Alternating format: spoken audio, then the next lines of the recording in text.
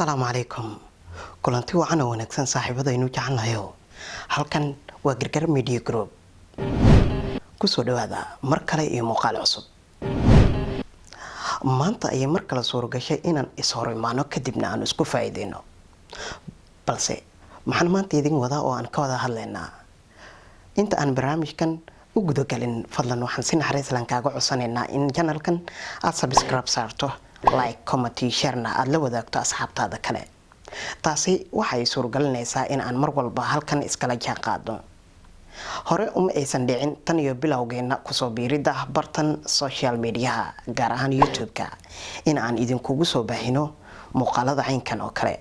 Balse waxaad daawan jirteen muuqaalo kale oo in badan taabanaya marxaladda uu ku jiro dalkeena hooyo ee Soomaaliya. Haddaba maanta waxaynu ka wada hadli doonaa 3 qodob oo kaliya kuwaasi oo anaga faa'iido inoo lahaan doona. Waxaan la hadlayaa adiga oo i daawanaya hatan. Guud ahaan waxaan kaloo la hadlayaa inta kale ee aan arkin muuqaalkan oo aan filayo inaad adiga sheerta aad la wadaagi doonto. Marka hore waxaan ka hadlaynaa dhiirigelinta nafsadaada. Fadlan dhiirigelin nafsadaada. Sidee ayaad ku dhiirigelin kartaa? Dhan walba oo horumarkaaga ayaad ku dhiirigelin kartaa.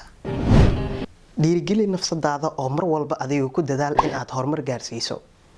Dadka qaar ma oga iyaga in ay nafsadooda marmarka qaar niyad ay u keeni karaan. Haddaba waxaan kala hadlayaa oo aan la hadlayaa guud ahaan bulshada Soomaaliyeed gaar ahaan ardayda Soomaaliyeed ee dhigata iskuulada dugsiga hoose dhexe iyo sare ilaa iyo heerka jaamacad.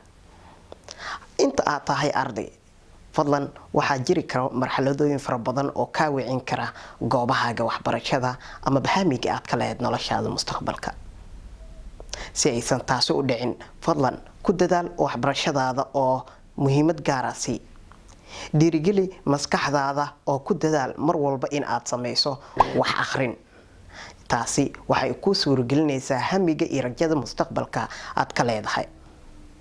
Gargar Media Group inta badan haddii aad daawateen bilowgeennii hore waxaan idin ballan qaadnay in aan si toos ah diiradda u saari doono goobaha waxbarashada iyo sidoo kale dhiirigelinta ardayda Soomaaliyeed meel walba ay joogaan. Ma tahay arday ma doonaysaa inaad noloshaada horumar aad ka sameyso? Dad badan ayaa jira oo guuleystay iyagoo horumarkooda laba jibaaray. Waxaa jira wadooyin fara badan oo aad ku sameyn karto horumarkaaga. Inta badan ku dadaal haddii aad tahay dugsiga hoose dhexe iyo sare in aad wax akhrintaada aad badiso. Intaasi adiga ayaa xaq u leh 95% macalinka ayaa wax ku faahfaahin doona. 5 kalena adiga ayaa raadin doona. Balse marka la gaaro dhankii jaamacadda 75% ayaad leedahay inaad adiga wax soo diyaariso oo aad juhdi iyo dadaal fara badan aad geliso. Inta kalena waxa iska leh macalinkaaga ee ku baraya maadadaasi. Waa macquul in aadan maanta u faa'iideysan sidii aad rabtay. Balse intaas ayaan ku soo gunaanudeyna muuqaalkeena xiga. Haddii aad ku cusub tahay channelkan Gargar Media Group fadlan subscribe dheh oo la wadaag asxaabtaada, share, comment iyo like. Taasi waxay suurogelinaysaa in aan xilli walba halkan heegan ku ayno. Waxaan idinkugu wargelinayaa in si toos ah ay u bilowdeen waxyaabihii aan idinkugu talagalnay inaan idin soo baahino.